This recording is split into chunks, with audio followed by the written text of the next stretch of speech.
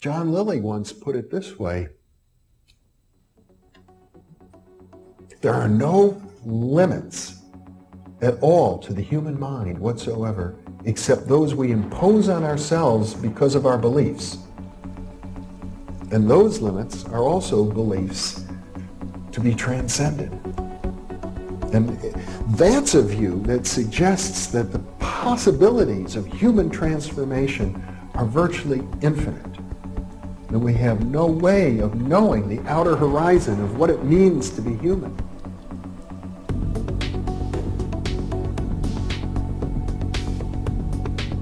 And really, to understand all this, everything, you have to go very, very deep into a study of history, consciousness, neurophysiology, everything.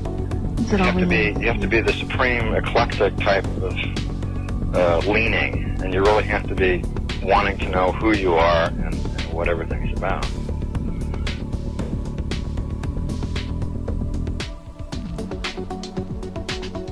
And the thing that you'll find when you go to sacred sites, if you're very humble about it, is that you are on a personal journey, and the sacred site will respond to you in a way that is appropriate only to you.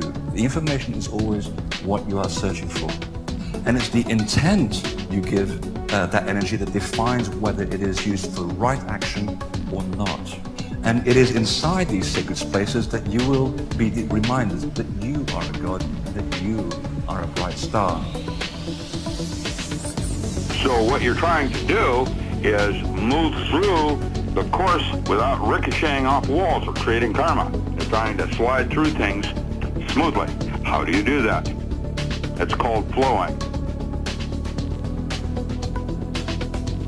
There's a technique that you can do that will allow you to touch some part of your inner being that has more knowledge than your conscious state does.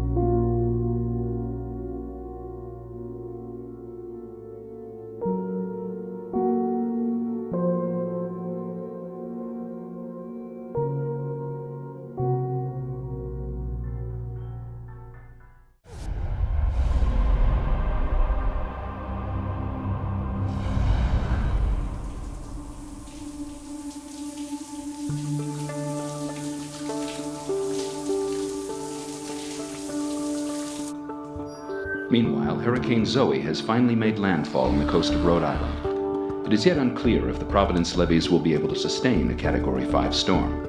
The material damages could be in the billions of dollars. In other news, the Canadian Prime Minister today announced the construction of a new high-security fence after 2073 became a record year for illegal immigration. It is estimated that already 12 million U.S. citizens live in Canadian territory illegally. Gasco Oil unveiled its third offshore platform on the former Arctic ice cap. Mute. Good morning, Mr. Larson. Good morning, Rachel. This looks absolutely perfect. Thank you. Good morning, Rachel. What is this? Real deal? I thought a special breakfast was in order. 3 years. That's the bacon anniversary, right? I don't think I can go back to that Petri shit. I don't think we can afford not to. Bacon. Oh my God. Shit. Unmute. Suspected terrorist attack. Local authorities blame the Sons of Tomorrow, but the radical Micronesian nationalist group has not yet claimed responsibility. The device detonated in an R&D lab of the biochemical giant Spiga, causing at least a dozen fatalities and an immediate drop in the company's stock. Had to happen today of all days. Security office is going to be a shit show. Hey, I'm glad they're there to keep you safe.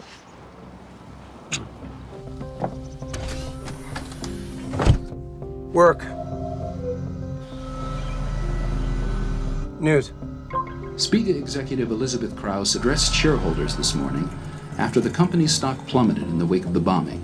Meanwhile, shares of their chief competitor, Inazagi Biodesign, soared to a new high in early trading.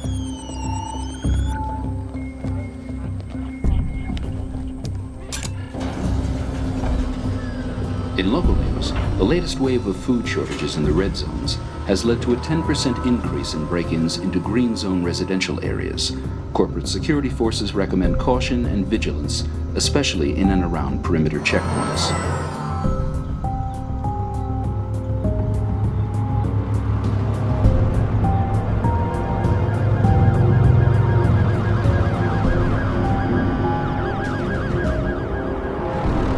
Over the past 40 years, Spiga Biotech has been at the forefront of the genetic engineering revolution. We design seeds capable of thriving in the increasingly harsh environments of our planet. Our pest and drought-resistant crops are now sold in over 100 countries, and our advancements in in vitro meat have transformed the synth food industry. Spiga, committed to feeding our ever-growing world. Full cavity search for my friend here. Hey, Roger. This guy's seeming in an especially pissy mood today. Don't you watch the news? Micronesian nationalists killed a dozen of our guys today. How can you be a nationalist when your nation's underwater? I know, it's like calling yourself a New Yorker. Nationalist my ass. Word is he was Inazagi agents. Inazagi? You think they'd dare to? They're making a play for the Asian market. I'm telling you guys, this was no terrorist attack. This was sabotage.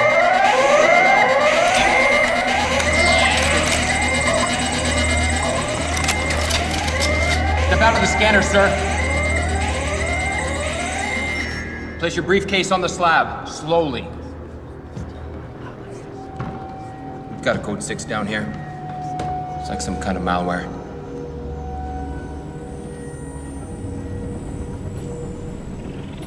Doesn't seem to be booby-trapped. I'm gonna open it.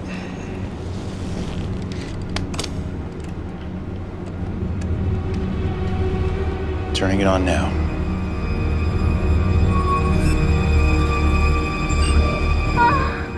Oh God, I want you in my mouth. False alarm.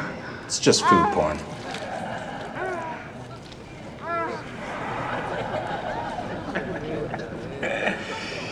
Loser.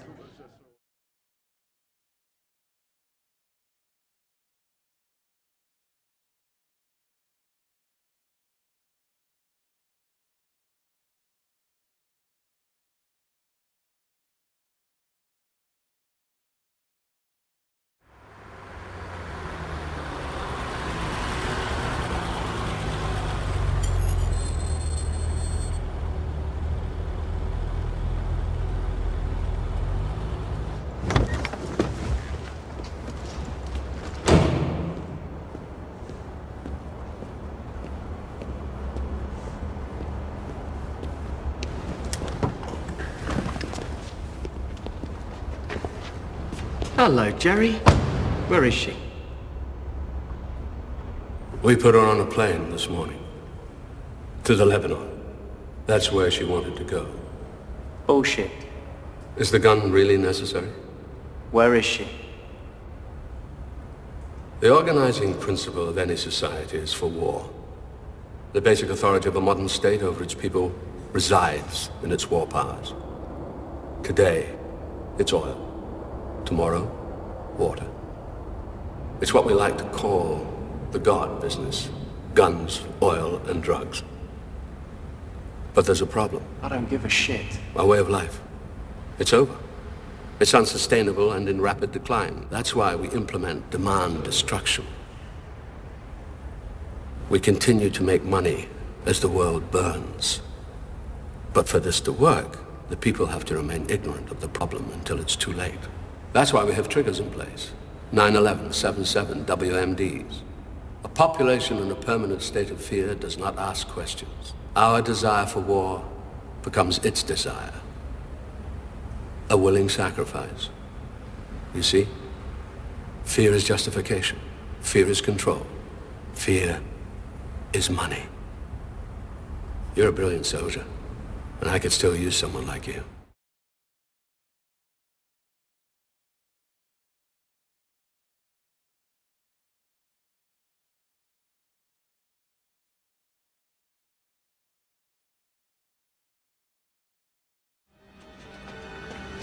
Garrison. Yes? Glad you came. Sorry about the precautions. Well, I just hope it was worth my while, Mr. I could give you a false name, but I won't. Just call me X.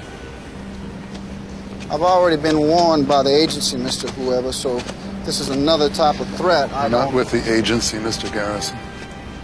And I assume if you've come this far, what I have to say interests you. But I'm not going to name names and tell you who or what I represent, except to say you're close. You're closer than you think. I never realized Kennedy was so dangerous to the establishment. Is that why? Well, that's a real question, isn't it? Why? The how and the who is just scenery for the public. Oswald, Ruby, Cuba, the mafia. Keeps them guessing like some kind of parlor game, prevents them from asking the most important question, why? Why was Kennedy killed? Who benefited? Who has the power to cover it up?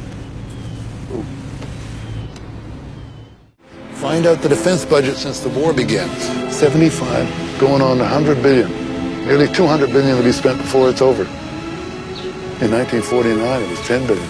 No war, no money. The organizing principle of any society, Mr. Garrison, is for war. The authority of the state over its people resides in its war powers. And Kennedy wanted to end the Cold War in his second term. He wanted to call off the moon race in favor of cooperation with the Soviets. He signed a treaty with the Soviets to ban nuclear testing. He refused to invade Cuba in 1962, and he set out to withdraw from Vietnam. But all of that ended on the 22nd of November, 1963. I can't believe it. They killed him because he wanted to change things. In our time. They've been doing it in all our through country. history. Kings are killed, Mr. Garrison. Politics is power, nothing more. Oh, don't take my word for it. Don't believe me. Do your own work, your own thinking. The size of this is beyond me. Testify. Me? Testify. No chance in hell. No, I'd be arrested and gagged, maybe sent to an institution, maybe worse, you too. I can give you the background. You have to find the foreground, the little things. Keep digging. Remember, you're the only person to bring a trial in the murder of John Kennedy. That's important. It's historic. I haven't yet. I don't have much of a case. You don't have a choice anymore. You've become a significant threat to the national security structure. They would have killed you already, but you got a lot of light on you. Instead, they're trying to destroy your credibility. They already have in many circles in this town. Be honest. Your only chance is to come up with a case. Something. Anything. Make arrests. Stir the shitstorm.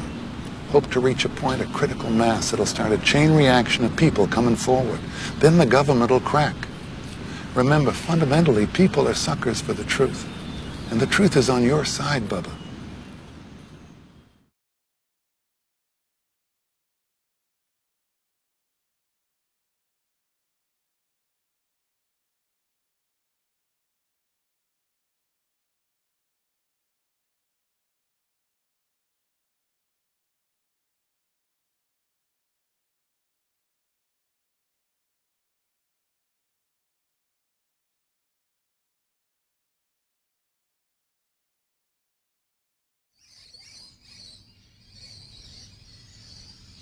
Hey guys, welcome. Andre Hodge, Infinite Potential Healing, 7 of Truth with you once more. Thank you for being here and allowing me to be a part of your journey. I come to you perhaps in an unusual time, but I just had an interesting couple weeks and stuff. A lot of massive discoveries of what's been going on and around me and stuff, and really anchoring the 22D authority of the reality and universe and stuff, right? So I'm coming to you probably midweek if I'm releasing this. I thought I'd do something a bit unusual. I was brewing to do a release over my previous weekend, but I just took the foot off the pedal for a bit, and I've got a recording that I'm brewing to release, and taking the foot off the pedal, I love pushing myself to do the releases and offer what's going on in those times as well, to impart my context of everything, being in the trenches of a lot of things and attempting to impart a lot of truths from a multidimensional level to help many of you get an appreciation of the multidimensional if it's a bit tough for you, but also for the very aware to help them see what's going on and impart with you the coordinates of stuff so you guys can anchor it as well. But so I missed the opportunity to release what I'm brewing to do over the weekend. And so if you know me, I love exploring stuff, and I've got all these people I love listening to and stuff, and one of the guys that I've always admired is a guy by the name of Fletcher Prouty. And if you've seen me release anything about oil, there's been this clip I've always offered that he was the one that worked out that the Rockefellers went back to a conference in the late 1890s where they got, you know, oil and coal and all that to be classified as fossil related when it's just a narrative sort of thing, because they wanted to create it as a finite object to increase the price and create a whole narrative relative to oil and stuff. So I've imparted that clip quite a few times, but I don't know if it's out there on my current stuff. But I've got a really cool energy lecture, a bit like this Fletcher Prouty lecture or interview that I'm going to impart. I also did a Passion with Imran Khan, and I did a Marcus Aurelius sort of amazing lecture maybe about 18 months ago. I really highly recommend going and seeing them. And the Marcus Aurelius lecture by that teacher is a very much a favorite of mine that I love going back to and getting inspiration from and stuff. But so I'm going to do a bit different again, and I'm aiming to not talk too much. You know, you're not going to have to put up with this brat for much, right? But I hit the books, so to speak, with a lot of stuff going on over the last few months, and now and again I put my I like to put my keyboard ninja skills to the test and see who's out there and what's been released. Sometimes a lot gets removed off the net, but sometimes stuff gets added, and it's always an ally to be vigilant on certain teachers and stuff, and there might be synchronicities and randomness and all that sort of stuff, all right? And so this is poetic for me, because I've gone pretty hard on Fletcher Prouty after he was the character in the JFK movie by Oliver Stone. He was the Colonel X, right?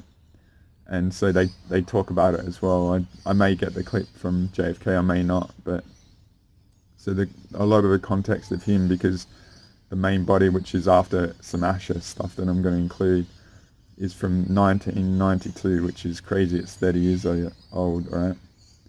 But I love that pre-internet era because there's a lot of purity about it. You know, these people have been dedicated to their path, and there's not a lot of the falsehood contamination and stuff. They're very exceptional researchers and commendable human beings, worthy of appreciating how they have honor and dignity and respect the truth and stuff like that, right? So he's one of those older sort of generation that was actually in the trenches of the truth at the time when JFK was assassinated. The interesting thing is, in this main thing, he offers a clip, because he was sent to Antarctica, right? And he talks about what they were setting up there, so I really suggest you listen to that. I've never heard it anywhere else, right? But he was coming back, and he was in New Zealand, and that's when they heard the assassination over the news and stuff like that. So he talks a bit about that. But the main body, and I've decided to make this an influence part 5, and I was going to continue on the theme of part 4, which was the invader network sort of stuff, and I definitely have that to continue and more context, and I've discovered more since then and stuff, so it's going to be very rich when I get to that, and a lot more easier to comprehend, because that was a very significant release for me. It was a very tough time, and a lot was coming at me, and I was in the trenches reverse engineering in real time and stuff. But what I'm wanting to offer is this is going to be quite interesting, because the Asher components I'm going to offer a bit like the multidimensional top-down sort of, to see it all percolate through, because there's a lot about the political aspects of, you know, to me, it's always been an incarnation war, right? It's what's in our bodies, like the soul, where the soul originates from. It's not about the color, race, sexuality and all that. That's all done deliberately to distract us from sensing what's inside a body and what's not. Or it's all about sensing the purity of the soul or an invader soul. It's all flack to distract us, right? And all those things are weaponized in the narrative and stuff. But one big thing that's going on where we're all witnessing is the mass migration of people and the destabilization of society and stuff. So when I randomly found this excellent interview, and I've decided to not cut so much from it, I'm going to leave it a bit longer with a lot of components, but about midway through he talks about, because he was very much in the Pentagon and when Bobby Kennedy and JFK were there and stuff and what was going on all around that, but it was a big variable of that era of his in the trenches of the truth was the Vietnam War, alright? And so this is going to be very rich for the whole setup of that war. And a big variable was the mass migration of people and destabilization of the regions to actually create chaos and uncertainty that brewed all of that went on. So I've never heard all this talked about, and you know, with what's going on in society at the moment, and the Asher part will be very good relative to the MultiD, and particularly what's been going on, you know, in the spiritual community and the UFO community. That will help you see how that relationship breaks down. But it's also the societal structure that coming from the bottom up, like the 3D up. I think this will be a very rich sort of marriage of components to help a lot of you actually maybe get that aha moment of how this all fits and works together and stuff. And so, because what's going on now has, to me, it's not unique. It's a play, all right? And offering the truth, to me, will help with the context. So I'll just show you the image that I've shown many times quick, right? So this is one of my favorites. This is about having the truth context and not having the context to set us up for failure, right? So if we have, from my perspective, this historical teaching sort of thing will give us a very rich foundational component of the distortion going on, right? And I'm offering that, to me, a lot of the community is complicit with this. They're actually an aspect of it, okay? My appreciation of pursuing the spiritual path was to be the epitome of society and to develop ourselves on a multidimensional level to actually be the antidote to a lot, right? And from my perspective and the variable of my experience is decoding all the falsehood and the agendas and the alignments to all these species and stuff that Asher discuss that are very much an ally to what's being unfolding in our world. Because to me, us guys in the spiritual community, I think we are the ones that can change everything. And I can assure you from the background side of things, I've been a part of a lot of epic GSFs so far this year, and we've really gone parabolic on understanding things because we've got a lot of context of all this stuff, right? So my investment in this is to help it be an ally to see how society works and what's going on, to then be to marriage up that MultiD sort of thing. So this is a really good opportunity for me to help, say, many people to get that potential aha moment of seeing how our society works and how this multidimensional big scale sort of amplify the echoes variable trickles down, all right? So I'll just move on. So yeah, the missed opportunity presents another opportunity for me to share this and get around to it, because I've been sitting on it for quite a while. And my reason for doing it now in sort of the midweek is the Influencers series is a bit of an investment to people at a high level to see what's going on, because once we get the context, from my perspective, the context has always been the battle. Once we get the truth, then you can formulate a solution, and solutions aren't that hard, all right? But the key is, now a lot of people are being affected. There's a actual firing up of potentials in people when they weren't probably willing to engage their infinite, if I say that, okay? So I think this will be a very worthy continuation of the influence series, because a lot of people are not really, you're seeing a lot of stuff in society, but it's not adding up. And I think this will be a real epic truth codex to all that sort of stuff.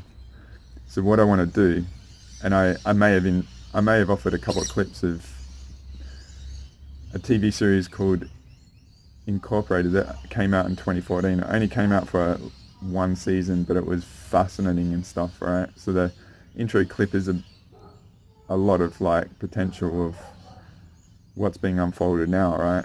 10 years ago.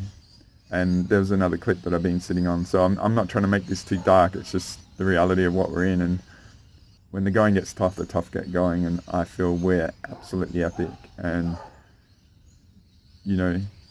I always say hey, you epic being, but to me, I just like how magnificent we are for enduring all this stuff, because I'm going to offer a couple of Asher clips together. One being about the America sort of structure and the political sort of stuff that's going on. And then I'm going to offer another clip about the Crystal Network, and it's fascinating about the stronghold of the UK, right? And you can see how that is a stronghold and all the influences around the world. And then I really want to invite you to contemplate who's presently on the UK, all right? Who's over there? Like I did Amplify the Echoes number 12, because Stargate 11 and Control Room 11 and stuff. But I think this clip that I'll offer is another variable into that. And that's why it's such a, it's no accident a lot of people that are in the community over there at the moment, right? So I'm not wanting this to be too long. I'll leave you with these pretty awesome Asher clips that are, as I said, the multidimensional. And then I'll give you the interview with Fletcher Prouty, because another thing he gets into is like the British East India Company and the teachings of that, and mastering the world and all the colonization and sort of stuff. So it's they'll marry very well together, I think, and be a very potent advancement in your awareness of the pattern recognition of our society and the invasion that's sort of our colonized, occupied planet, all right? So I'll leave you with the two Asher clips, and then I'll do a little bit of an intro into before the awesome interview, and then I'll round it out, all right? So enjoy, guys. I'll see you on the other side.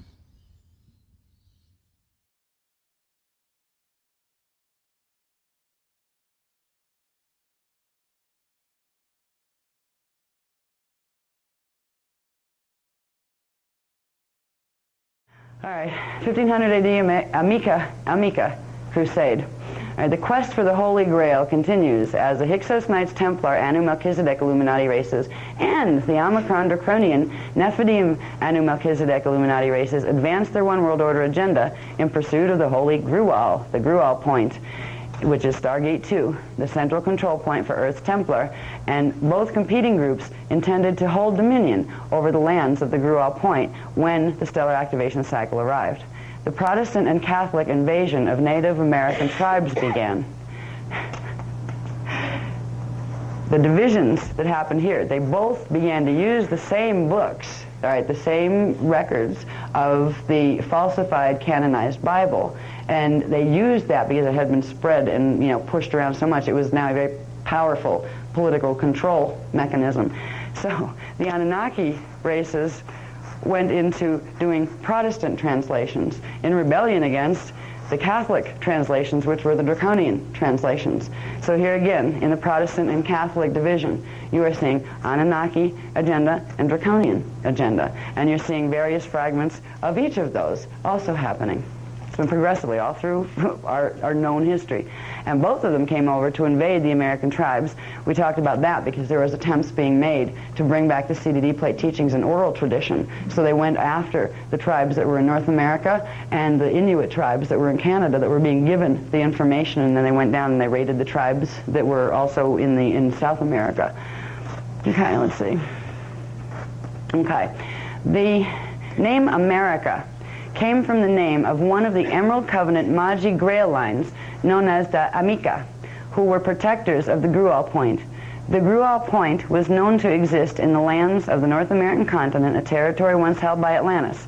Guided through mystical secret societies set up by their respective fallen angelic kin, competing groups of Anu-Melchizedek Illuminati races launched a progressive infiltration and takeover of the North American continent, each intended to destroy the exiled Lemurian and native Seminole and Amica Native American Maji Grail line tribes and the Inuit tribes from up here. They didn't talk about anything about Canada until we got here, which is very characteristic sometimes. We go to a place and that's when the memory of the grids is given to us. Okay, let's see. So they wanted to literally destroy the race lines there to stop them from preparing people through oral tradition to know what to do when the Great Cleansing came. And that's where a lot of the Hopi prophecies and all those things were coming through. Okay. Okay, because the tribes were being taught to run the round table, so they would be ready. They were being taught. This is where, you know how you picture like a lot of the indigenous groups, they'd do their dances around the fireplaces and stuff. Yeah, this was not random dancing. And before it got corrupted, it wasn't trance dancing or any weird stuff. They originally were running rounds, as were the people in Hawaii, the original people in Hawaii who were doing hula dances. They were doing Merkaba when they originally started. They were using the sariyas with the hands, and they were using the hips to move the Merkaba. All of these things have the tradition that goes, like these traditions go right back into what was once the sacred knowledge of the Templar. Okay. Okay, let's see.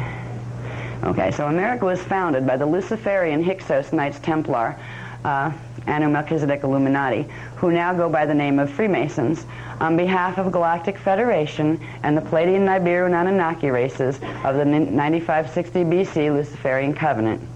Competing Illuminati groups and their stellar co-conspirators intended to use the North American Grual Point and their holdings of Stargate 11 in Europe, Stargate 4 Egypt, and Stargate 10 in the Middle East to gain full control of Earth Templar, of Earth Templar, on behalf of their stellar contacts.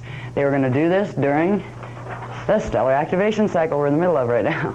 It was anticipated by all that the final conflict drama and the Battle of Armageddon would take place as the competing Draconian and Anunnaki descendant Anu-Melchizedek human Illuminati legions began to battle it out for control of Earth's Templar during the long-awaited stellar activation cycle. Neither side anticipated that there would be enough surviving angelic human tribes and Maji races left with knowledge to run the round tables to prevent the Illuminati, known as the Leviathan Force, which the Illuminati collectively is called the Leviathan Force.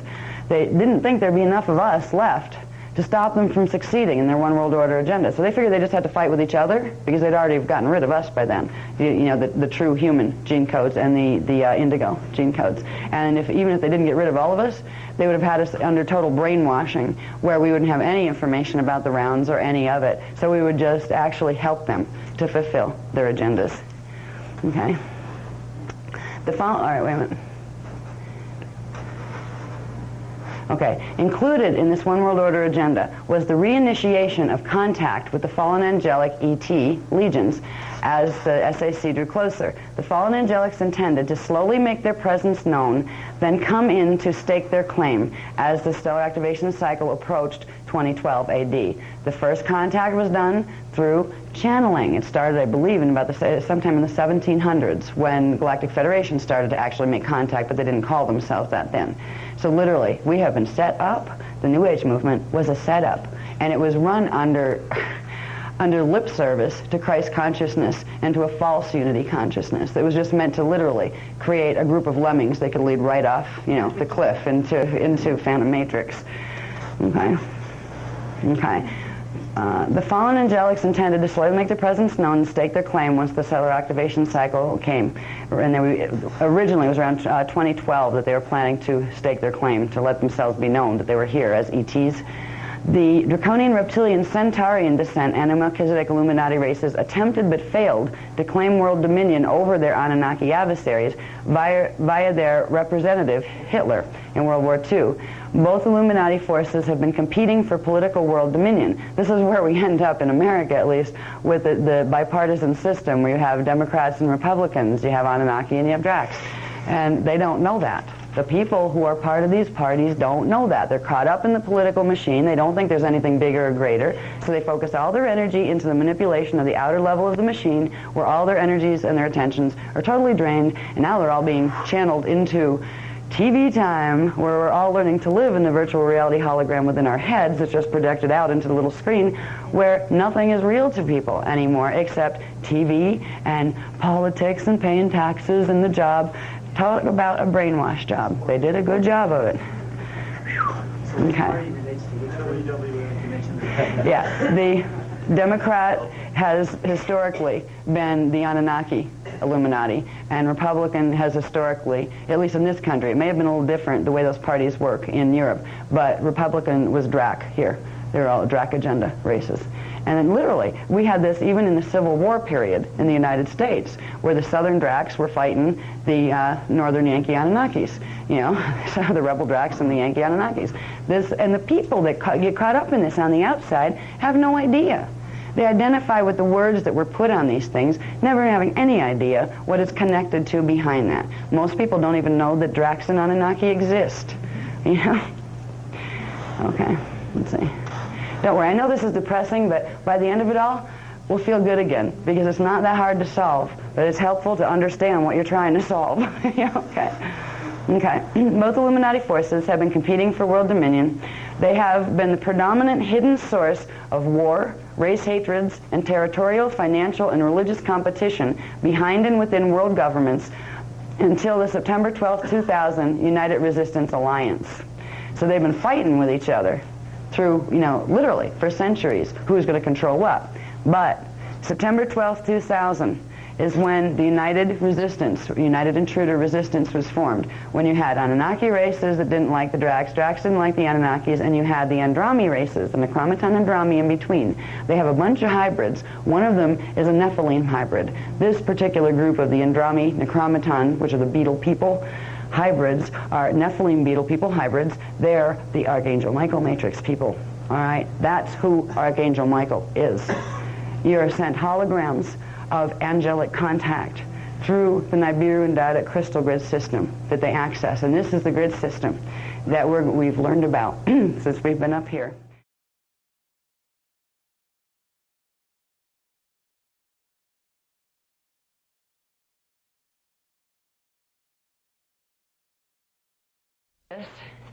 Here's America over here, and the North American continent. This is on page, yeah, 174.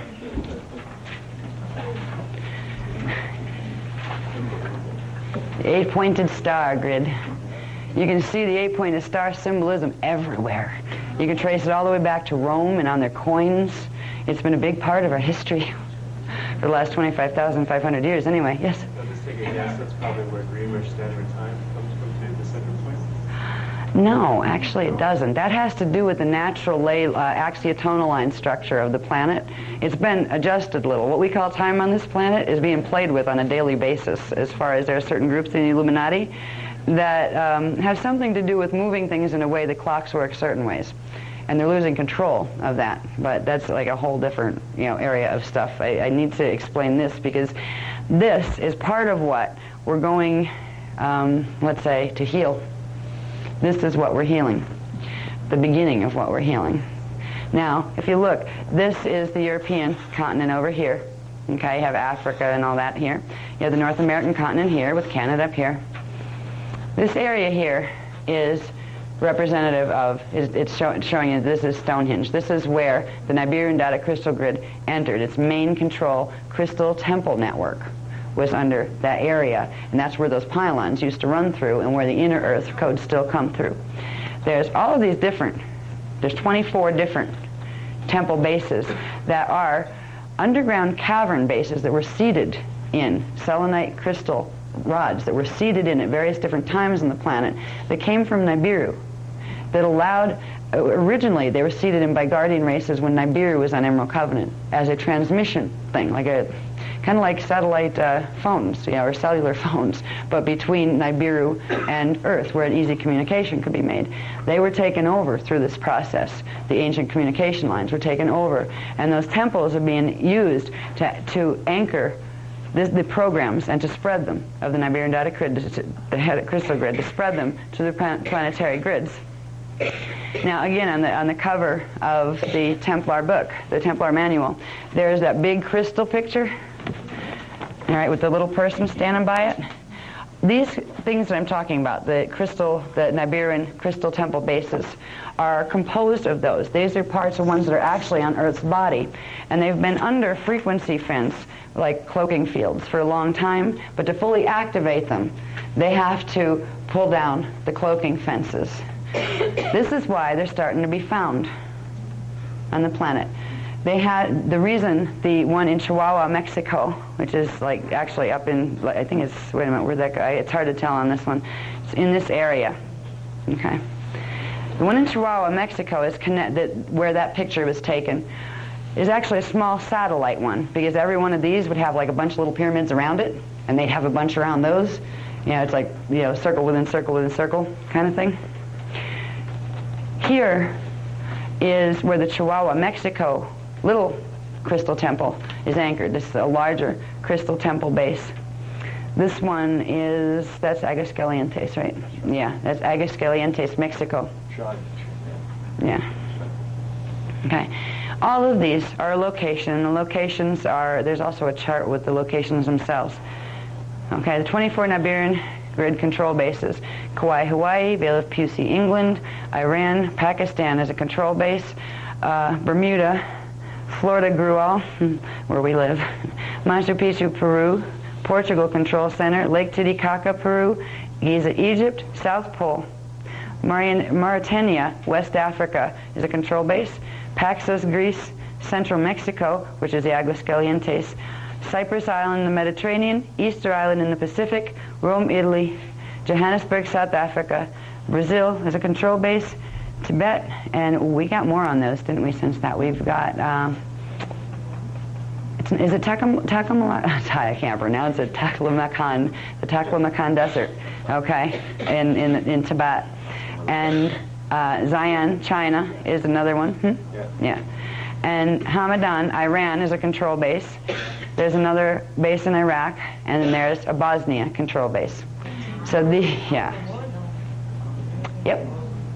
And right now, any of the groups, fallen angelic groups, and the Illuminati that aren't joining the United Resistance is going after. So they're saying, you don't join us? Fine, we'll get rid of you first. That's what we're seeing happening in the politics. It's right in front of our faces, but we're told it's something different. Okay? Now, this is the first of our healing commissions, let's say. It's basically an 8-pointed grid. What it forms is this shape. Okay, like if you would take that up there and this over here, that down there. It just didn't fit, the top part didn't fit, but it forms this, 1, 2. Okay, now what we found out about the Canadian grids is fascinating, because this is the main feed system. I'll show you one more map really quick. I think this is the one that will show the ley lines with it. Yeah, the 11. I just want to show them the 11 line, because then we can pick up after dinner with that. It'll go right into the new material. Okay. This is called, all right, these are axiotonal lines, okay? They are the vertical run lines, just like axiotonal lines in your body. They run the energies from the Cathara grid template up through the shields into, they come through the axiotonal lines, then progressively through the outer layers of, the body or the planetary body. The axiotonal lines are the main control grids. The horizontal ones are called ley lines, which are like secondary grids. Now, this one says 1111. This is the 1111 ley line. because it's on axiotonal 11 and ley line 11. So that's known as the 11-11 line. Why it's 11-11 is it's coming out of Stargate 11. Each Stargate transmits actually a 12 axis, but the primary feed axes are one vertical and one horizontal. So every Stargate will have coming out of it the equal cross, okay, which means it's cross to the center. The center point in the Stargate would be the center point in the line going each way. So each of those, this is where your grid system starts, your natural grid system starts.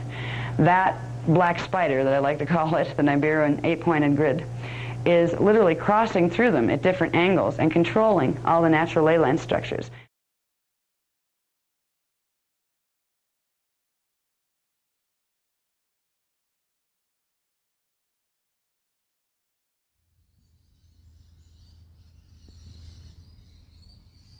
Hey, welcome back. I hope you enjoyed them. So it's very interesting, hey. So that was the multidimensional and the structures of society at a very high incarnation war level. She used the language that I've used in the Sovereignty Declaration, you know, that I created, the Leviathan Force, which is the created human body tech that has all the codes and stuff from all the pillaging and that. So I think it's very potent, offering sort of the America focus at the moment and the political sort of stuff, because it's not just in the US. It has a relationship to all the other areas of the world relative to their region uniqueness, okay? But it's still the same structure going on. So what I'm going to do is offer this really profound Fletcher Prouty interview, and it's a lot more than what I was planning, but I want to invite you to focus on the Vietnam era, so it might be about 15 minutes in, you know, after the intro of who he is and some of his background, which again will marry in to the MultiD that I said, and then just some of the stuff that went on around, and again, like, it's very rich to offer the component of his experience during the JFK assassination, right? Because where he was, and he offers a lot of context of sort of information, more stuff that goes on in the community and our world and stuff, right?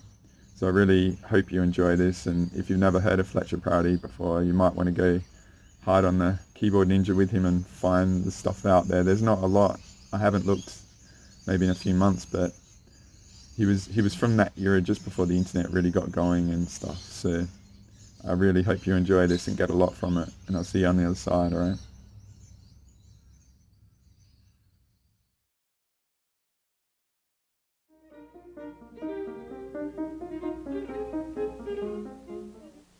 Probably that's his way of doing it. Hello, my name is Jeff Steinberg. I want to welcome you to a very special edition of the LaRouche Connection.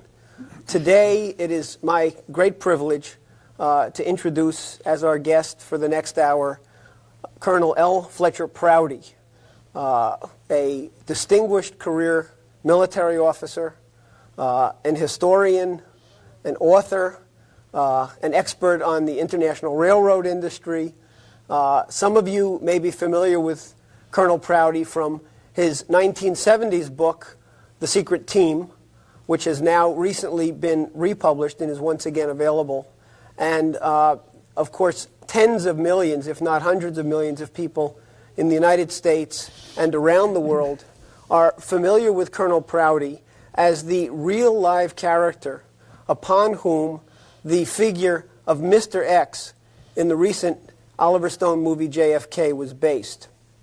Colonel Prouty has recently published a new book called JFK, the CIA, and the plot, the CIA, Vietnam, and the plot to kill John Kennedy.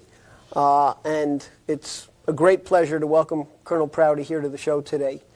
I thought that it would be sensible, rather than giving a long sort of a curriculum vitae introduction, to ask you to start off by telling our audience a little bit about yourself, your career, because it is so extraordinary and it's such an important backdrop to the discussion that we're going to have about the book today.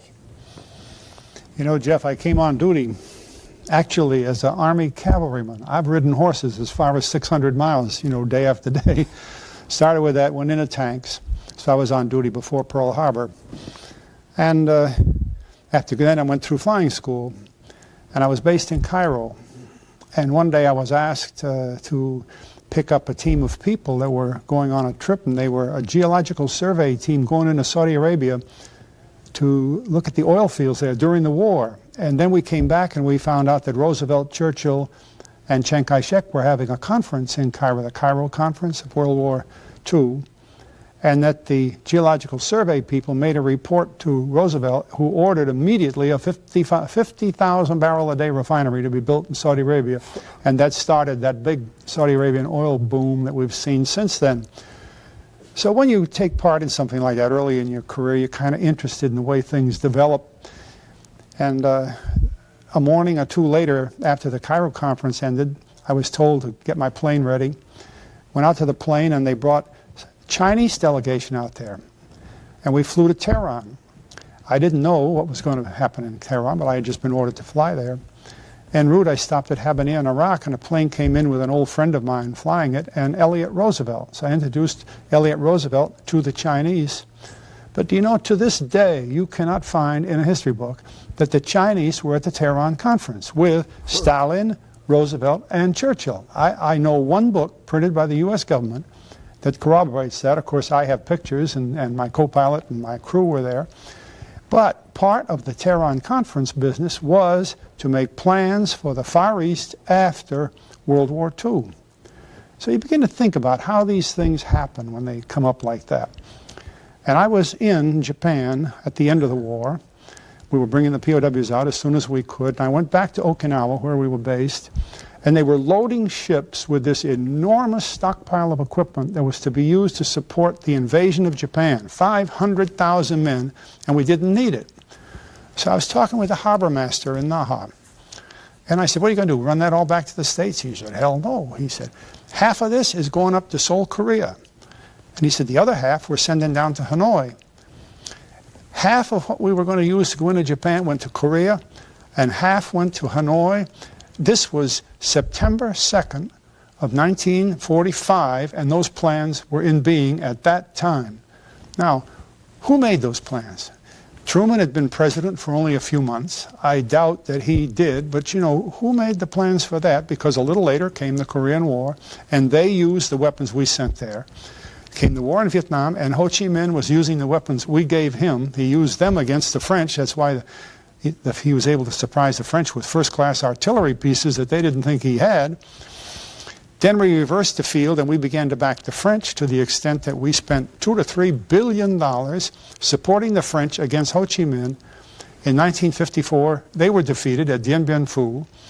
Ho Chi Minh inherited all of the arms they lost, and then from 54 until 65, we were involved in Vietnam, but under the operational control of the CIA, not a military operation. And this gets very important when you see things like that happen because, well, just think of one problem that's in the papers all the time, the POWs and the MIAs. You don't have POWs when you don't have an army there. Just because somebody's working for CIA doesn't give them the status of a POW, and so on. All these things get confused in a historical story that doesn't really make sense. The first military people who went into Vietnam were the Marines at Da Nang in March of 1965. And yet, as John Foster Dulles had made a speech himself, we had been in Vietnam since 1945, 20 years in the preparation, you might say, for this war. And then why do I use the word preparation? Because some of the things that were done, like this arms movement and setting up the units in Vietnam before we ever had military people there, took 20 years to do that. You made a point, by the way, I should just interrupt here because I think it's very important because people may be somewhat misled by the title of the book, which talks about the JFK assassination. I think it's essential to tell people that this is truly an extraordinary history of the entire period of what's been called the Cold War, building up to the Kennedy assassination and beyond. And the question you yourself just posed, who made those decisions? In the very beginning chapter of the book, you use a term that I think was originally coined by Buckminster Fuller, the international power elite. And you talked in what to me was very impressive terms about some of these behind-the-scenes decision makers. You talked about the propaganda schemes that sort of define their world outlook. And I think, you know, maybe it would be worthwhile as we get into this real history of the Cold War to perhaps start out by just telling people a little bit about this international power elite and these propaganda schemes and how some of this thing works. Well, you know, it's very common for people to respond when you try to speak that way, saying, oh, well, here's somebody that just believes in conspiratorial theories or is a little bit paranoid. But now we ought to stop and think carefully what we're talking about. All of history has been controlled by powerful figures. Disraeli in the 19th century said, for those people who are not aware of it, if they realize what goes on behind government, they wouldn't believe it. Sun Tzu, the Chinese emperor, said the same thing back in his period. Buckminster Fuller goes back 2,000 years talking about the elite. And in this country today, we recognize the power behind, let's say, lobbyists who are, in a sense, above the government in that they pay special money to the president to get him reelected. They pay special money to senators and congressmen to get them reelected, but to influence legislation in their favor. And there is and has been throughout history an elite that runs countries and the world. What is this one world all about? And if we don't recognize that, it's very difficult to understand the situation we're in. You make a point several times in the book about the outlook of a British East India Company economist named Thomas Malthus, and you relate his worldview to this power elite and specifically to the kinds of things that went on during the peak of the Vietnam War in the 60s. You see, by that time in history, the British Empire had been built on the control of the sea. They were able to drive ships around the world. They knew the world was a sphere. Flat world had gone out. But knowing that the world is a sphere is a very important thing for mankind. It means its surface is finite. And if it's finite, then there's not more space over there and more there. It's just so much. So they began immediately to inventory Earth. And this was one of the jobs of the East India Companies. And Thomas Malthus, who taught at Haileybury College, which was the East India College, was the director of economics there. And it was his job. He was the first person ever assigned to the job of inventorying the Earth. Where does tin come from? Where does iron come from? And so on. And in the process, they began to find out how many different people there were in the world, how many different types of people, how many races of people, and where everything was, begin to map the world. Well, that's a very important function, but it leads you to one more thing that has governed relationship between countries ever since then, because Malthus came up with this idea that the population is growing ever so much faster than the ability to raise food. And therefore, it wouldn't be long before mankind would run out of food and there would be a terrible loss of life. And it was very convenient that Darwin came along, working for the same employer, the East India Company, with the idea that, well, life is a race for the survival of the fittest anyway, and so the fittest survive. Now, those two theories, which are propaganda, sort of made it legal for the people who invaded, the colonialists, to kill off a couple 100,000 people, because first of all, they probably weren't going to get to eat anyway, and certainly they weren't the fittest, because they're not alive now, they're dead, we're the fittest. It backed up the idea of this proprietary colonialism that swept the world from that period right on up into the 19th century, and in some respects applies today, because look what's going on in Europe. Look what went on in Vietnam, where hundreds of thousands of people were killed. And the feeling was, you know, what they used to call the mere idea that, well, it doesn't matter. They're not going to live anyway. It's a very powerful underpinning to the civilization today. Of course, the events at the Bay of Pigs occur at a kind of a critical juncture in the whole development of the Vietnam engagement of the United States. As you point out throughout the book, the U.S. involvement in Indochina, what you refer to as a 30 Years' War, began in 1945. One of the things that was very striking to me was your description of a series of rather significant steps that were taken with U.S. involvement in Indochina, a large relocation of population, some rather significant measures that disrupted the traditional culture and economic infrastructure of the country. And what you more or less seem to be suggesting is that these blunders, these actions taken without a real appreciation of the culture of the area, had as much to do with creating the conditions of chaos and warfare in Vietnam as anything else. I'd like you to tell our listeners something about this, because, again, it's a rather unique vantage point view of what actually went wrong in Vietnam. I mentioned earlier that we had armed and equipped Ho Chi Minh, which would surprise a lot of people now, but that's how it happened.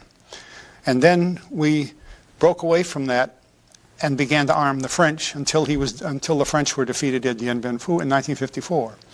In 1954, there was an agreement in Geneva that the country would be separated at the 17th parallel into North Vietnam under Ho Chi Minh and South Vietnam under a question mark for a little while, Bao Dai, the old king.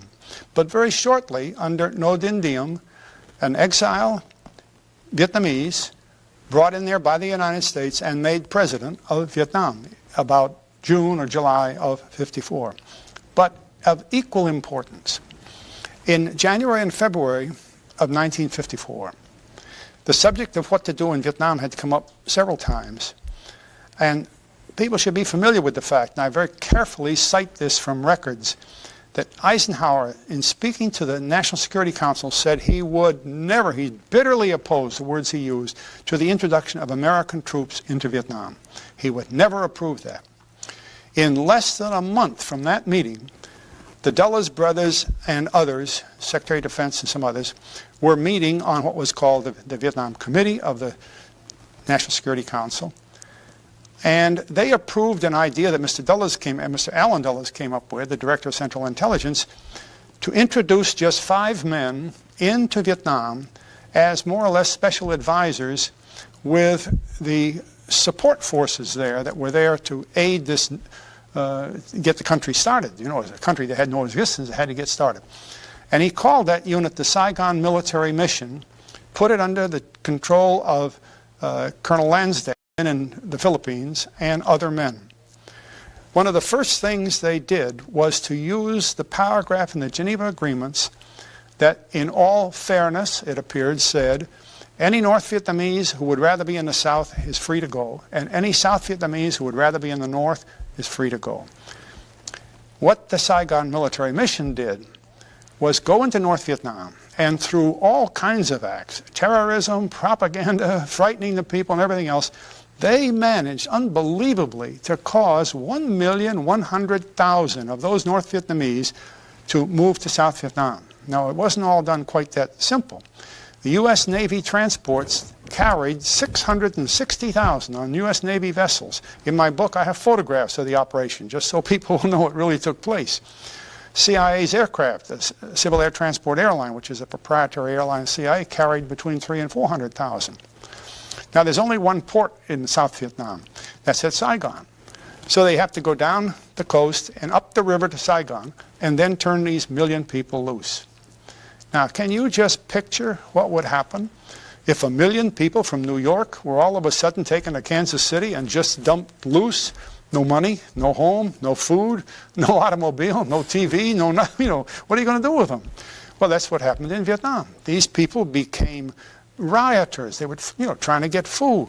They didn't have drinking water. You can be up to your knees all day in a rice paddy, but you can't drink that water, and so on.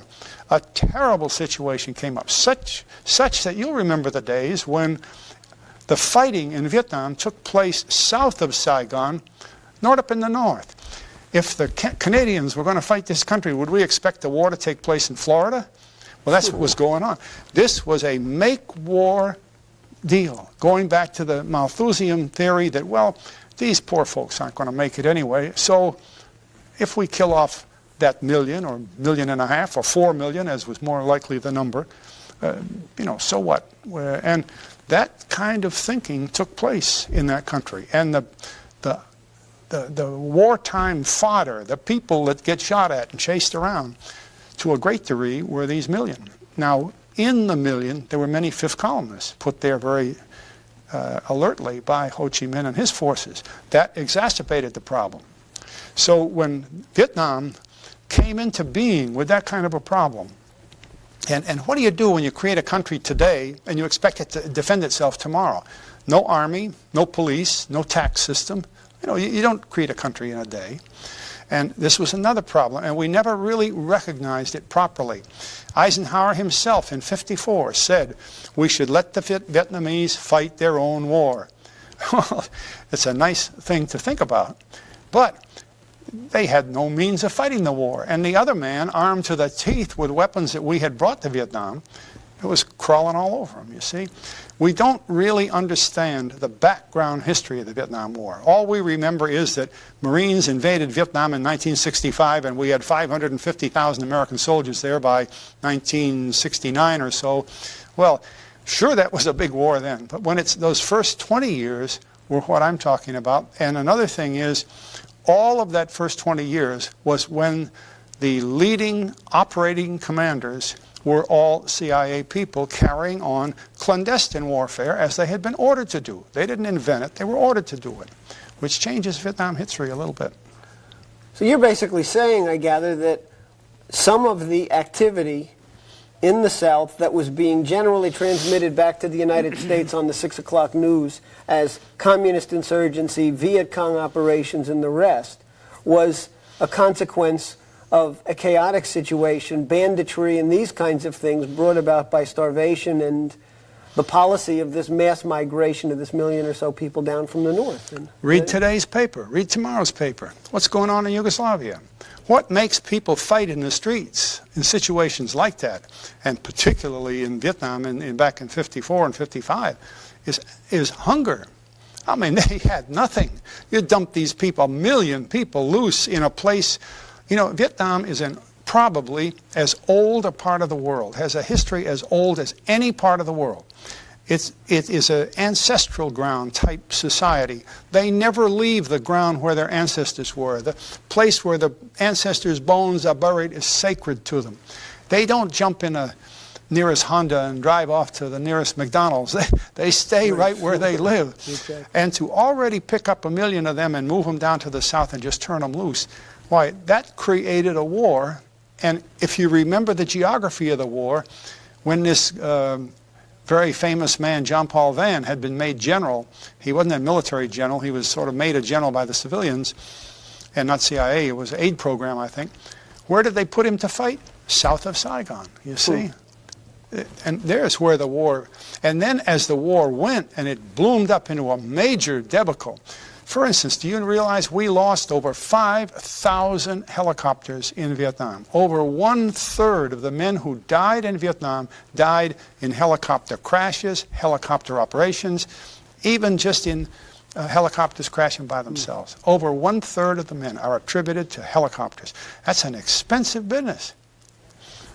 I think you said that the cost of the Vietnam War, just in terms of military hardware, somewhere in the book, was about $230 or $240 billion.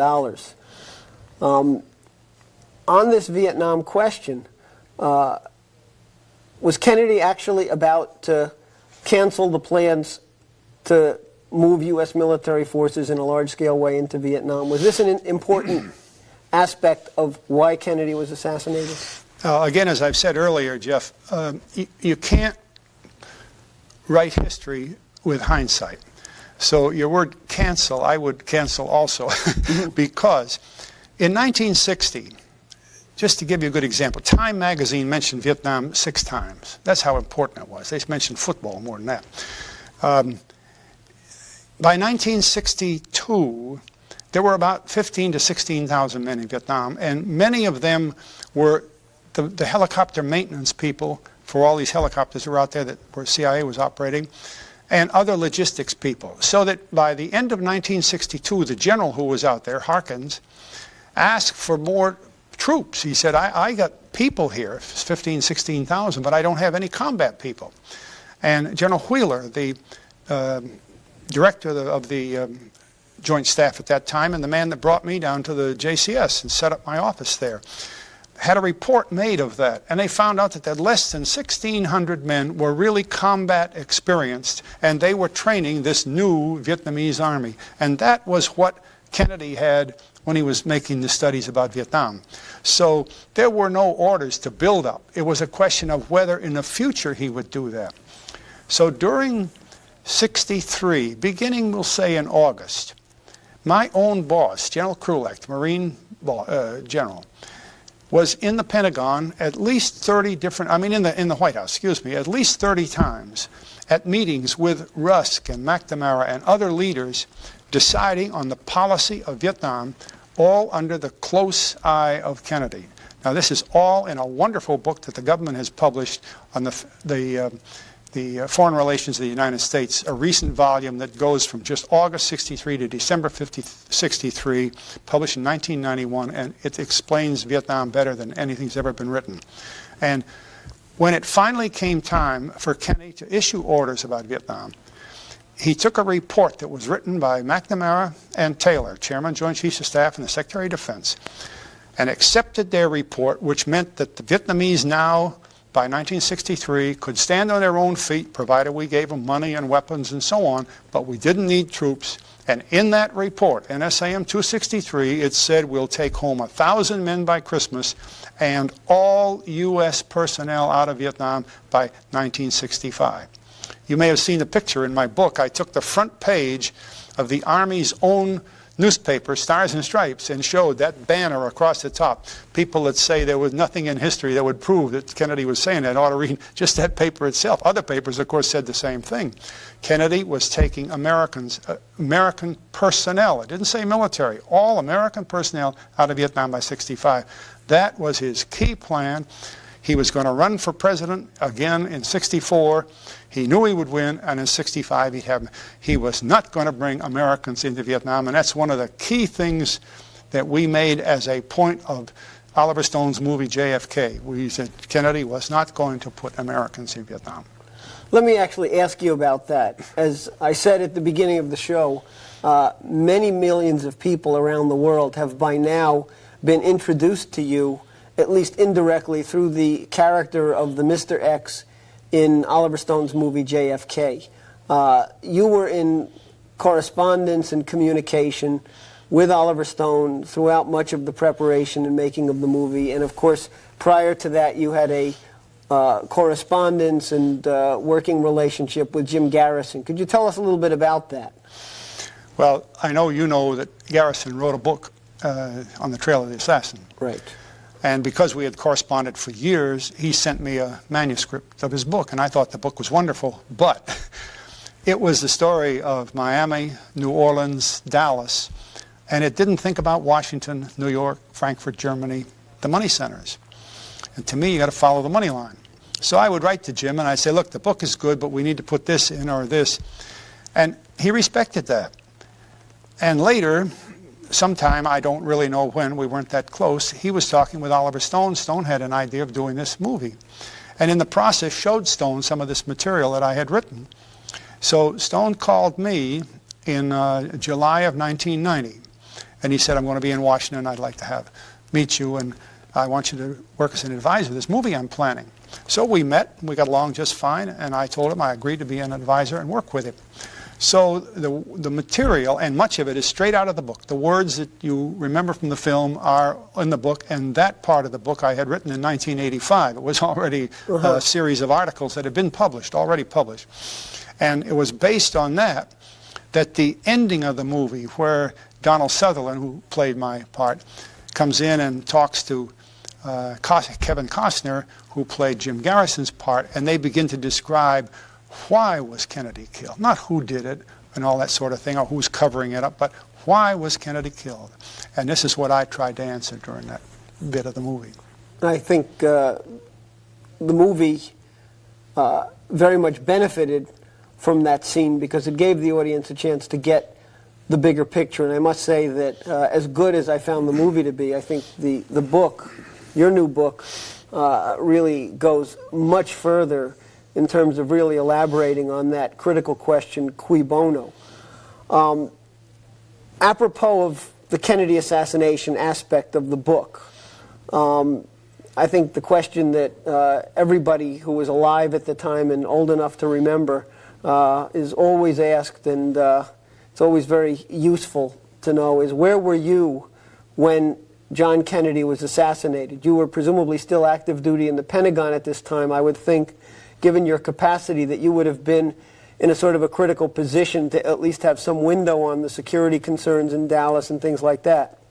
Were you in Dallas that day? Were you in Washington? Or in November of 1963, I was the chief of special operations, which is supporting clandestine operations, CIA, for the Joint Chiefs of Staff. And rather an unusual meeting. I was walking down the hall in October, and a general said, glad to see you, Prouty. I wanted to talk with you. He said, you are being ordered to go to the South Pole with a group of VIP people who are going down there to install a nuclear plant. And I thought, well, nice vacation, but you know, nuclear is not my business. I've been here 9 years in the Pentagon now, all on one kind of job. But we had some CIA activity in Antarctica, but not enough to warrant a trip down there. So I accepted it in good faith. I saw no problems with it. And the next thing I know, November 10th, I'm on a plane on the way to Honolulu, down to New Zealand, and down to McMurdo Sound and to the South Pole. And we fired up the nuclear plant at McMurdo and then came back to Christchurch, New Zealand. By that time, I'd gotten to know a congressman who was a member of the party quite well. And we were sitting down to breakfast. I never forget this, because down there, that was Saturday morning when the president was killed. And all of a sudden, the radio in the place said, ladies and gentlemen, BBC have announced that President Kennedy, has been killed in Dallas. Boy, you could have heard a pin drop clear to Australia. Stunning news, you know. So there was nothing we could do. There wasn't a radio station. We didn't have radios. So after we finished breakfast, we went out on the street.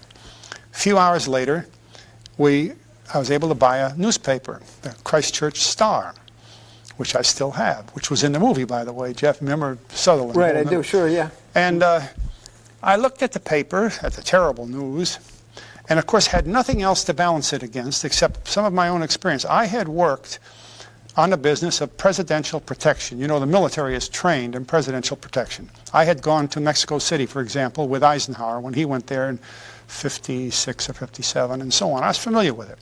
And at times I had to call certain units to be in certain places to provide extra support to the Secret Service. So we were looking at the paper, and up in the corner is a picture of this building where the man that shot the president was alleged to have hidden, called the Texas School Book Depository Building. And as I looked, I saw the windows were open. And I turned to Congressman. I said, Pete, something's wrong. We don't allow that. The windows would be sealed. If the military were there, if the Secret Service was there, those windows would be sealed. Then right beside the picture was a headline that said, 3 bursts of automatic weapon fire killed the president. Of course, having nothing else to go by, I figured that's the way he died. 3 bursts of automatic weapon fire. You know what we have heard now, 3 bullets from an old rifle up on the top of the building. Go boom, boom, boom. Now, reporters on the spot know the difference between an automatic weapon and the... Then down in the lower corner of the paper, very interestingly, it gave the whole biographical story of this young man, Lee Harvey Oswald. And of course, we read every word of it, inside the thing, and a whole bunch of it on the inside page, plus a picture of Oswald in a nice business suit, white shirt on, necktie on. Have you ever seen a picture of Oswald dressed like that? When I got back to the States, I kept looking through newspapers everywhere to find a picture of Oswald in a business suit, but that's what had been sent by radio photo somehow to the newspapers around the world before the police in Dallas had arraigned him. I took that paper home, and through my resources in the Joint Chiefs of Staff, I made phone calls and checked things out. That information that appeared in that paper about Oswald's biography and everything, all of that part of it, had been written and sent before the police in Dallas had arraigned the man. How could a reporter be working on just some 24-year-old boy and have the story all ready to go if he didn't know from the police who they had charged with the crime. So ever since then, I've been building up more and more information to see these things that were manufactured as a cover story ever since that murder. And of course, the biggest cover story is the Warren Commission report. Now, let me make sure I get this straight. November 23rd, 1963, in New Zealand, Australia area, is November 22nd in the United States. Yes, in other words, this same. is really the same day. This is not the following day. No, it's over the date line. That's right. And this newspaper in an obscure area of New Zealand, this was? Well, it's a big city in South Island, Christchurch, yep. So in other words, this story, this biographical profile, as well as the details of the assassination, was about the very first news coverage that reached Australia and New Zealand. All prepackaged, see? Now, in a few minutes like this, Jeff, I can't go through the whole thing, but to give you some relevancy here, the president was shot at 12:30 in Dallas. We heard it at 7:30 in New Zealand the next day, but that'll give you how many hours it was. In the book, I go through it very carefully, and it comes out. And you just see that somebody had prepared this whole story to make Oswald the patsy, just as he said he was. Just like in the movie, they said that he said he was the patsy, and he was created for that job, which tells you really more about the whole crime than most of us have been willing to accept until we begin to realize the facts of life. The events of the Kennedy assassination, obviously you don't believe for a minute from reading the book and from other things that Lee Harvey Oswald was the lone assassin of John Kennedy. You pointed out to me quite a few months ago in an earlier discussion that we had that shortly before his death, President Lyndon Johnson had made some comments about the Kennedy assassination. Could you tell us about that? It was an interview, I believe, somewhere? That's one of the most interesting things I have read since the assassination, because, you know, a lot of people say, well, of course Lyndon Johnson was implicated, and so on and so on. It couldn't possibly be. But just before Johnson died in '73, he had had some serious heart trouble, and I'm sure the gentleman knew that he didn't have long to live. He had an old friend who was a writer named Leo Janos, and Janos wrote for the Atlantic Monthly magazine.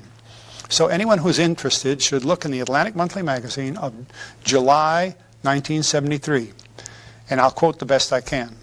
Johnson told Janos he always believed there was a conspiracy. Now that's a pretty big statement for the man that appointed the Warren Commission. It's a pretty big statement. But he told him they always believed there was a conspiracy. Second, he said, although Oswald may have pulled the trigger, he wasn't the only one. So he wasn't alone. The third statement hits like a thunderclap. He said, we have been running a damn murder incorporated in the government. Now, through my work, regrettably so, I have to admit that we do run a murder incorporated. I know where they were. I know most of them are foreigners. I know how they're used and have used them. And I know how they do the job, and it's nothing like Lee Harvey Oswald up sitting on a windowsill.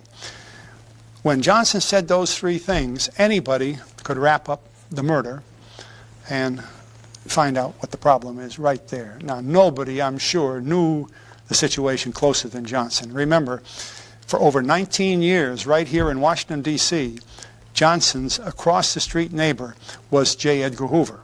Hoover and Johnson were that close. What Hoover knew, Johnson knew, except on betting on horses. But other than that, Hoover knew what Johnson knew and vice versa. So there's no surprises when you read that this is what Johnson thought in 1973. A kind of an evaluative question, which I guess asks you to take a great deal of the material that's extraordinarily well documented in the book and sort of put it in a few brief sentences. Obviously, as you emphasize, the question of who were the actual triggermen is of relatively secondary importance as to who were the actual authors and controllers of the operation.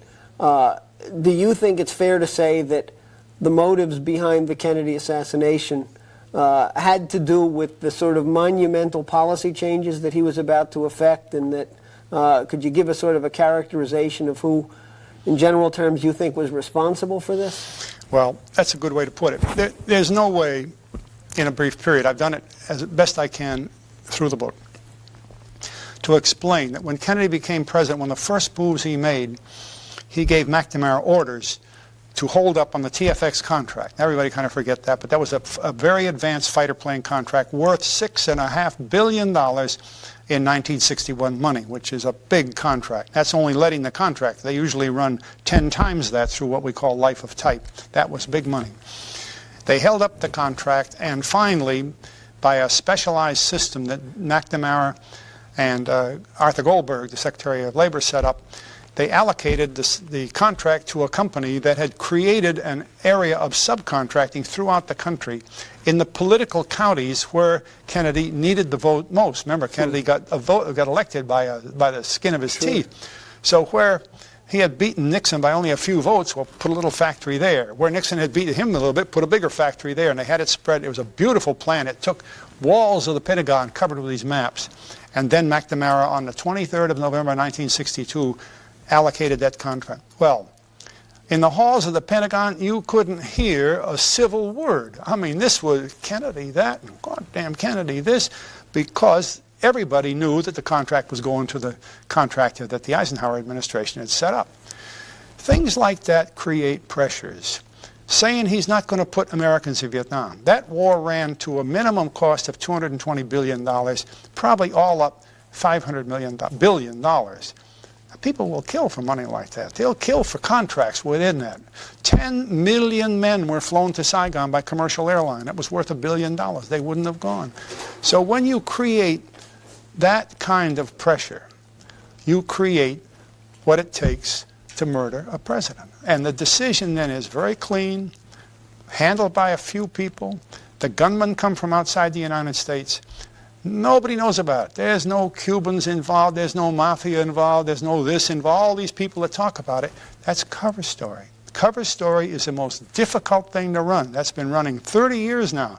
And think of the pressures that cover story has been creating over the last 30 years to keep it up front, to have really famous, intelligent newspapermen say, there's no substantive history, anything except that Oswald killed Kennedy, and so on and so on. So I mean, it's a cover story. It's ridiculous. The American Medical Association trotted these poor old autopsy people out, and were saying, oh, well, now the bullet went this way and went through Kennedy, came out of his neck, of course, and went down into Connolly, broke his wrist right through his head. Right, exactly. You know, a cover story is a terrible thing to create. Murder is simple. Just a little scalpel and you do it.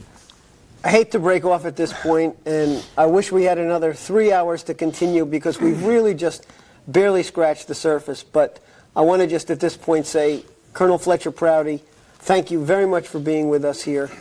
Your book is one of the most thought-provoking and critical pieces of historiography that I, for one, have ever read, and I think it's essential reading for anyone trying to get to the bottom of contemporary history. This is Jeff Steinberg, and I want to thank you for being with us today for the LaRouche Connection.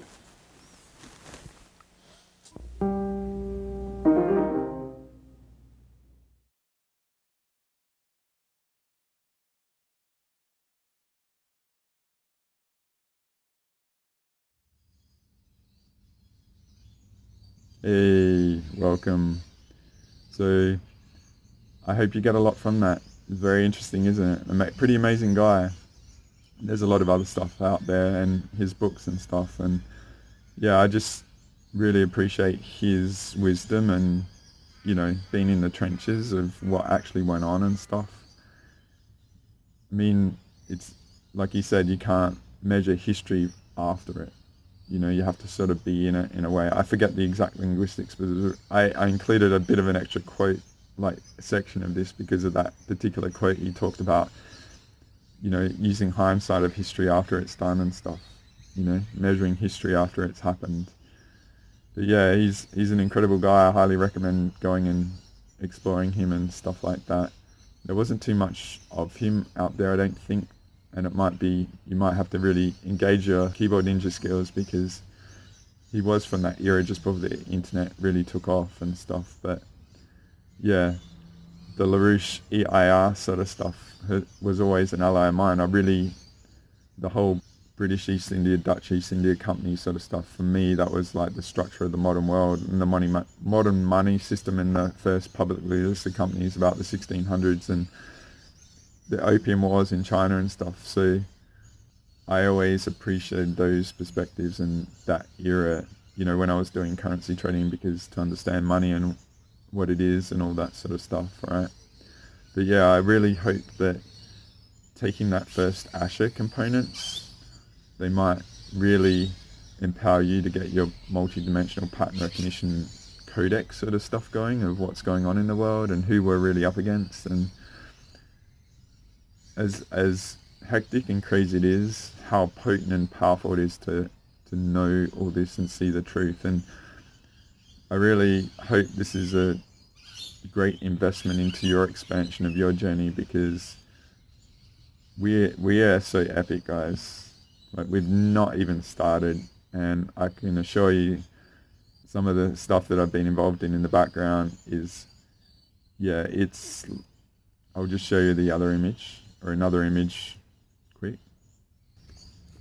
Since I was there, this is a conscious Tetris image. I haven't shown it for a bit, but I really hope all these components really give you a few more levels in your awareness Tetris, alright? Because it's a bit of a random sort of offering and stuff, but it gave me the opportunity to put all this sort of stuff together while I'm in the middle of many things. And I feel that this particular video might be a real potent, engage many levels in you, alright, by combining these all together, alright? So I really hope you get a real power up in your conscious Tetris leveling, okay? But this is the one I wanted to show you. This is like our journey, alright? And it's been a bit of a multi-dimensional quagmire by many of the variables in the community that very much align with creating the world how it is, alright? And so I just really invite you to push on and don't be defined by anything that you have been told and stuff. Just really engage that infinite, and I would offer a lot of these beings in the community are doing very, very nasty stuff, and you won't even know about it because they're very masterful at what they're doing. But they're doing it because they're codependent on you. We're not relying on them. They have no relevance if we get up to that, right?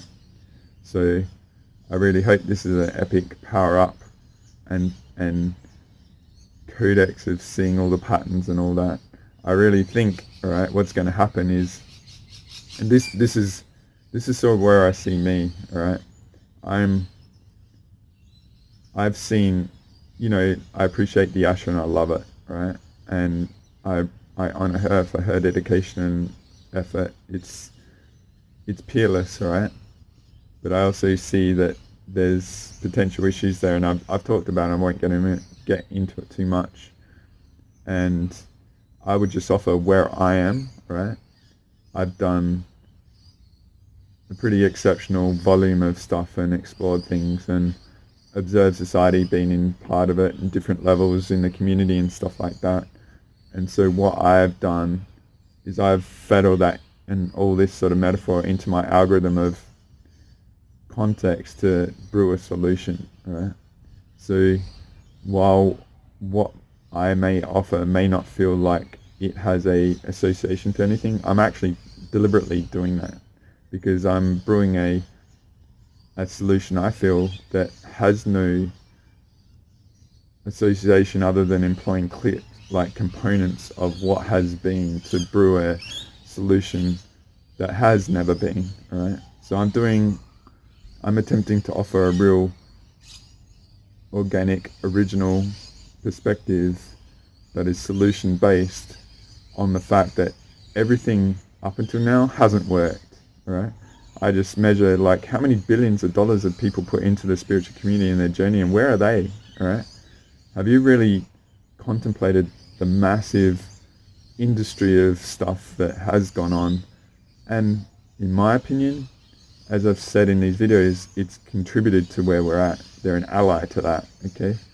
So how much time has been lost? How many people have been milked of money and in trouble now financially? How much extra milking financially is going on to justify, you know, the greed in sort of people that are not on our side actually, right? So I just really want to invite you to contemplate all these things when you really look at our society. Include in your journeys, if you've invested in a lot of people, like put them into your spiritual code of equity if you want to do the Universal Sovereignty Declaration of, is everyone I've ever been involved a part of this that has contributed to this world that I don't want, right? Because I can show the universe and Earth Mother doesn't want it, and there's going to be a lot go on, and we haven't even started yet, right? So I feel like working out the 22D mechanics of all this has been a huge victory for me personally, but also to share it with those of you that have actually brewed it, contemplated it, you know, invested into it and explored with it and come to the conclusion that that's your truth as well.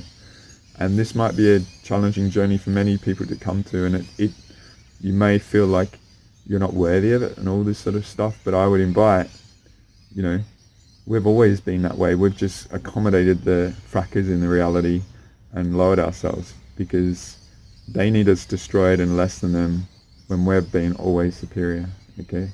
So I really hope this is a potent investment into your journey and you get a lot from it. We'll see where we go, guys. All right? One thing about what Fletcher offered about the destabilization of Vietnam, to see how there were organizations behind it, okay, and the migration of people, all right? So while that is a pattern of what went on then, you know, to overload a society with the influx of people and stuff, right now it's a different structure that's going on. It's the same pattern but different variables, right? So like the menu is unique, but the outcome is common of destabilizing society, okay? And yeah, it's just very interesting. So I would really go back to GSF 27. I offered a lot of valuable clips and lectures in there that are well worth revisiting and exploring with the wisdom that you've gained now, guys, right? So yeah, I thank you for being here. I'm just adding a little clip at the end. I really hope this is potent for you. It might be one of the most potent you've ever seen. And I'm in really good form, guys. So thank you for being here and allowing me to be a part of your journey. And maybe I'll release something soon in the future. But until next time, guys, Andre out. Keep being epic, alright? Don't let anything stand in the way of your infinite. You have to own it yourself, right? Andre out.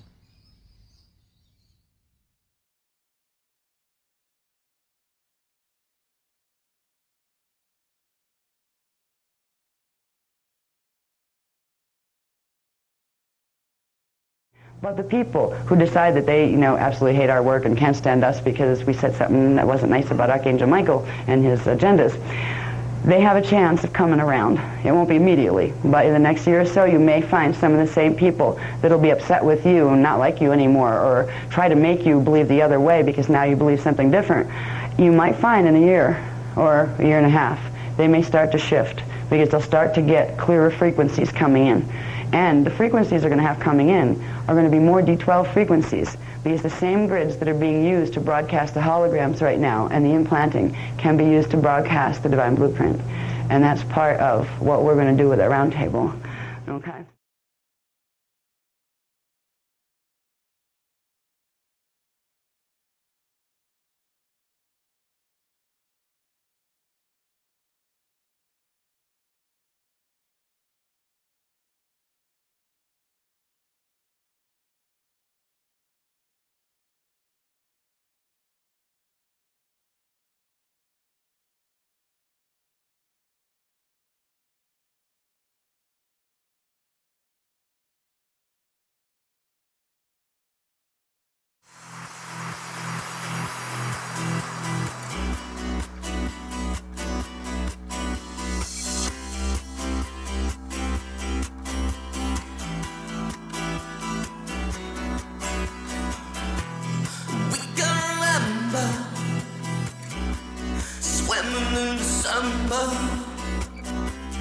Heading for the city lights, and 1975, we shared each other, mirrors and father, scent of lemon drips from your eyes. We are the people that rule the world, what's running in every boy and girl, all rejoicing in the world. Take me now, we can drive, we live in adventure, love in summer, follow the sun tonight, reminiscing of the times of life, for each every other, the feeling is stronger, shock at 11, got lost in your eyes. Can't do why when I think you're gonna leave me, but I'm gonna try. Are you gonna leave me now? Can't you be believing now? Can't do why when I think you're gonna leave me, but I'm gonna try. Are you gonna leave me now? Can't you be believing now? Can you remember the human eyes? It was to where we'd energize, lie in the sand and visualize like it's 75 again. We are the people that rule the world, what's running in every boy and girl, all rejoicing in the world. Take me now, we can drive. Can't do why when I think you're gonna leave me, but I'm gonna try. Are you gonna leave me now? Can't you be believing now? Can't do why when I think you're gonna leave me, but I'm gonna try. Are you gonna leave me now?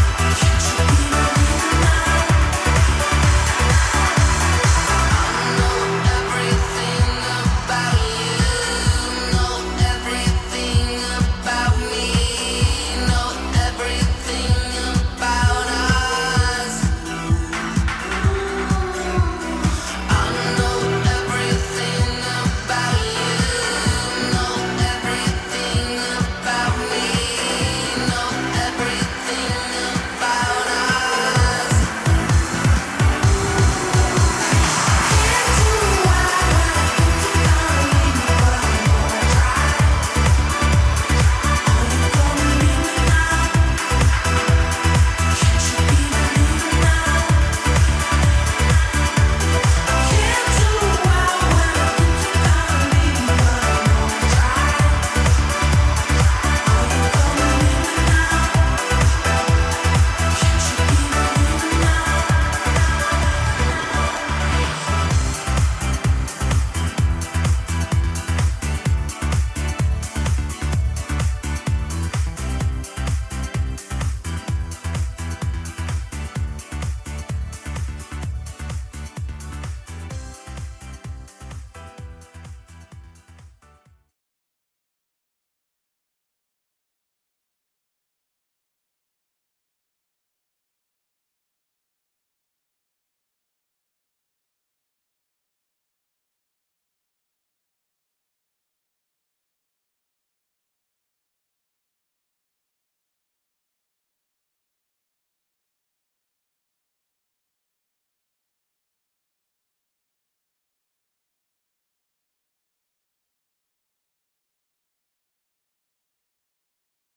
John Lilly once put it this way: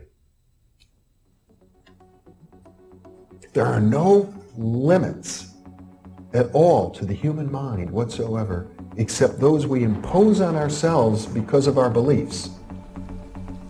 And those limits are also beliefs to be transcended. And that's a view that suggests that the possibilities of human transformation are virtually infinite. that we have no way of knowing the outer horizon of what it means to be human.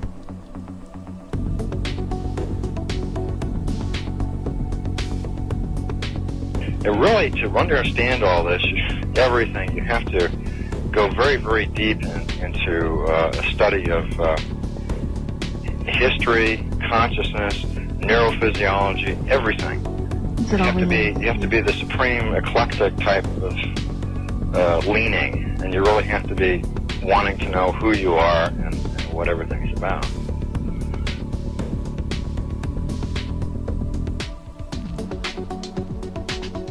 And the thing that you'll find when you go to sacred sites, if you're very humble about it, is that you are on a personal journey, and the sacred site will respond to you in a way that is appropriate only to you. The information is always what you are searching for. And it's the intent you give that energy that defines whether it is used for right action or not. And it is inside these sacred spaces that you will be reminded that you are a god, that you are a bright star. So what you're trying to do is move through the course without ricocheting off walls or creating karma. You're trying to slide through things smoothly. How do you do that? It's called flowing. There's a technique that you can do that will allow you to touch some part of your inner being that has more knowledge than your conscious state does.